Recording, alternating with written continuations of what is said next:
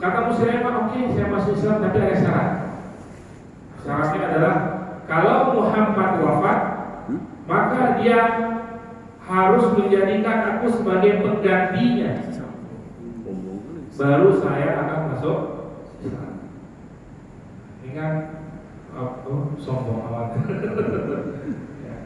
Ilmu Musailamah ini mensyaratkan dia baru masuk Islam kalau Nabi wafat, dia menjadi sebagai penggantinya.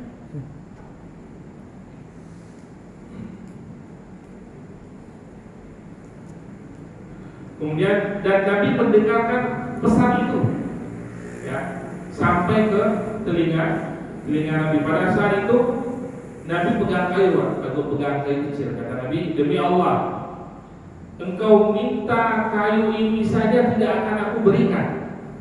Bagaimana Nabi menghina dengan bahasa yang sangat halus tapi menjatuhkan sekali itu, Pak. Ini kayu yang enggak apa bahasanya? Kayu ranting. Yang kayu ranting ini saja kamu minta, gak bakalan aku kasih. Apa lagi? Minta aku menjadikan kamu atau pilih kamu, menunjuk kamu sebagai penggantiku setelah aku wafat nanti. Karena kenabian bukan hakku. Kenabian itu hanya Allah, dan tidak ada lagi nabi setelah aku. Nabi menegaskan hal tersebut. Maka dari situ, demi Allah, engkau adalah pendusta. Allah perlihatkan dalam mimpiku bahwa engkau nanti di antara orang yang mengaku sebagai nabi setelah wafatku. Jadi kejadian Musailamah ingin mengaku nabi nanti, Pak. Ketika Nabi masih ada, dia belum terang-terangan, masih tapi perilakunya udah mengarah ke sana gitu ya.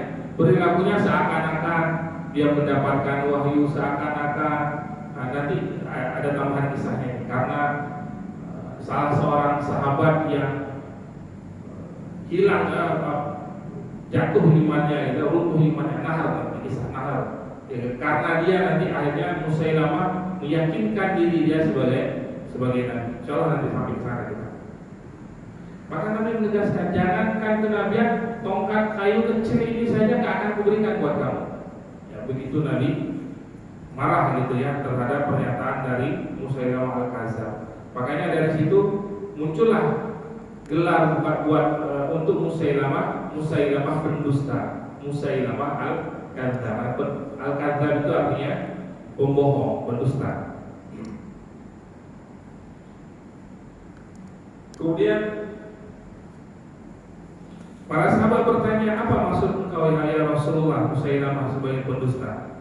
Sungguh Allah memperlihatkan padaku bahwa seluruh kekayaan dunia ada di tangan umat-umatku, akan kaya raya. Ada 2 gelang emas yang aku tidak sukai, aku tiup dan hilang. Ini dalam takwilnya beliau ya. Sahabat bertanya, apa ya Rasulullah maksudnya? Kata Nabi, ada 2 sahabat yang akan berdusta. Ya, dia pura-pura masuk Islam, tapi dia nanti berdusta. Di hari wafatnya aku nanti mereka akan muncul dan mengaku sebagai penggantiku. Mereka adalah Musailamah di Yamamah. Musailamah ini dari suku Hanif yang dari Yamamah. Kemudian yang kedua Al-Asud bin Unsi di Yaman. Dua orang yang mengaku sebagai nabi.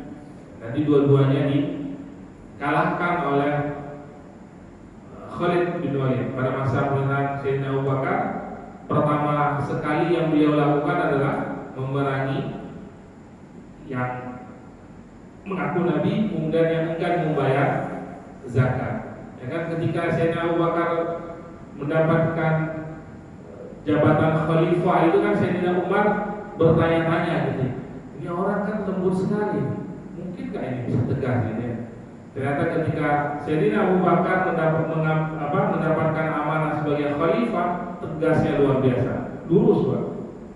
Yang itu nggak kebayang oleh Sayyidina Umar, karena Sayyidina Abu Bakar ini orang yang sangat lembut, ya sangat lembut, sahabat Nabi yang sangat lembut. Adapun Sayyidina Umar dari dulu tegas, dari sebelum masuk Islam lurus benar-benar lurus gitu ya. Jadi Abu Bakar ternyata ketika mendapatkan amanah itu benar-benar beliau keras gitu ya,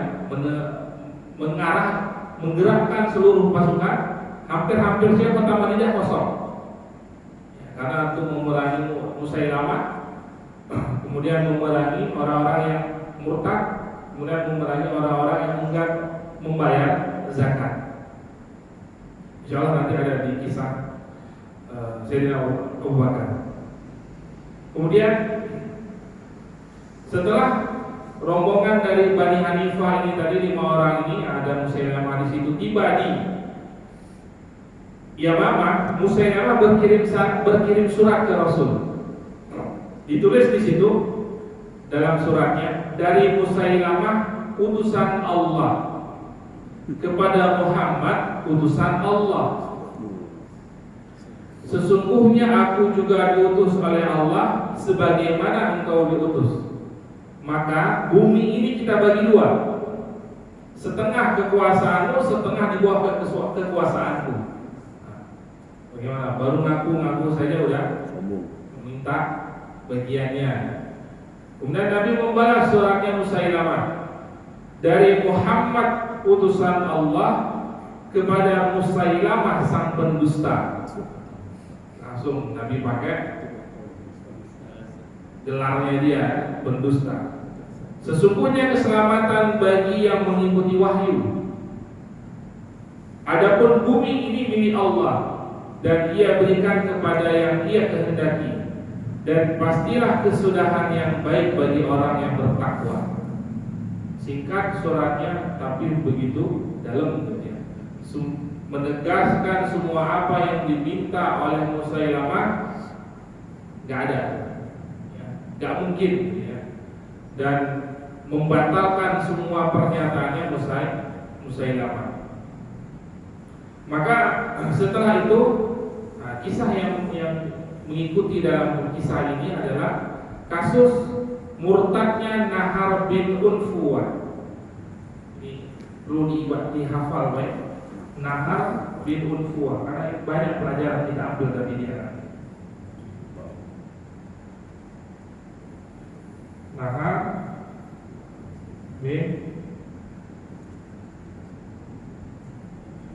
Nahar bin Unfuwah, sahabat, awalnya dia sahabat yang sangat dekat dan ahli ibadah. Dia belajar kepada Ubay bin Ka'ab, yang sahabat mulia, yang ahli dalam ilmu, belajar tentang Al-Quran, belajar tentang syariat gitu ya. Semuanya dia pelajari. Dan terkenal tentang kesolehannya Nahar bin Unfuwah ini. Namun pada satu hari dikisahkan oleh Abu Hurairah bahwa satu hari Nabi pernah melewati di mana di tempat tersebut ada Abu Hurairah, ada salah seorang Ansor, ada Nahar bin Unfuwah ini bertiga duduk. Kata Nabi, ketahuilah bahwa salah satu di antara kalian ini nanti akan masuk neraka, yang mana tulang rusuknya nanti akan sebesar gunung Uhud. Udah Nabi lewat begitu aja. Coba Pak, kita lagi duduk bertiga ini, salah satu di antara kalian masuk neraka. Bukan ngeri Pak. Maka Abu Hurairah setelah mendengar apa yang disampaikan oleh Rasulullah, kedepannya itu beliau takutnya luar biasa. Karena yang pertama, Ansor tadi yang bersama mereka itu sudah meninggal duluan dan meninggal dalam keadaan Islam. Berarti tinggal dua. Salah satu, kalau ke Abu Hurairah berarti Nahar bin Unfuwah. Dan Nahar bin Unfuwah ini semakin hari dia semakin terlihat kesolehannya. Dia terus menuntut ilmu, yang membuat Abu Hurairah semakin ketakutan Pak. Ini orang luar biasa taatnya nih, yang nggak ada celahnya gitu untuk bagi dia rasa-rasanya nggak mungkin dia murtad, nggak mungkin dia menjadi orang yang membangkang gitu ya. Sampai satu hari Nabi meminta, karena keilmuannya sudah cukup, Nabi meminta Nahar bin Unfuwah diutus untuk mendakwahi, bukan mendakwahi ya, suku yang lain kan dalam Islam, tapi orang yang ngajarin Islam belum banyak. Maka Nabi mengutus Nahar bin Unfuwah